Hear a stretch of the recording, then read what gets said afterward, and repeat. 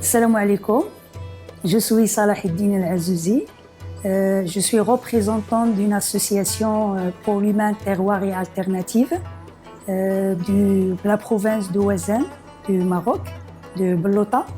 Et je suis là en tant que partenaire bénéficiaire parce que nous travaillons sur l'appui des petits producteurs, des coopératives, des oliviers, surtout en agroécologie, de la province de Ouezane et de Chefchaouen et de la grande région de Pays Jbel. Depuis longtemps, depuis 2009, nous travaillons sur l'appui des agriculteurs en agroécologie parce que notre région reconnaît des problèmes, surtout l'érosion du sol et de déforestation. Nous travaillons sur la gestion de la biomasse, mais notamment nous accompagnons les petits producteurs sur leurs parcelles pour développer des techniques de l'agroécologie pour freiner l'érosion du sol et la diversité aussi écologique et la valorisation des oliviers et huile d'olive et le bois énergie et la diversité écologique. Nous sommes partenaires de l'université de Abd Malik Saadi et aussi notre association qui est bénéficiaire de ce projet Sustain Olive, qui est une opportunité d'améliorer le processus de développement de la filière de huile d'olive notamment et de l'agroécologie.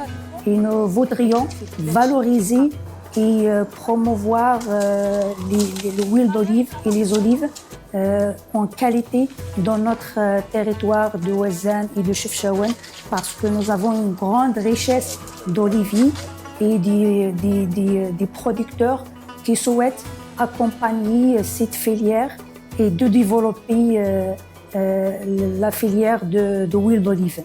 Et nous sommes contents qu'on fait partie de ce projet de Sustain Olive et Prima financé par l'Union européenne qui va donner une valeur ajoutée à notre territoire.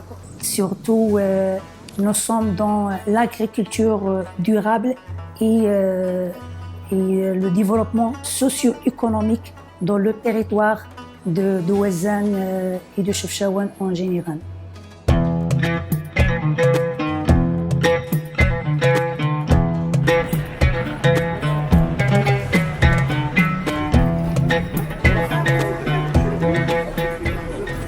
Alors donc je suis Fatima Rajeala, donc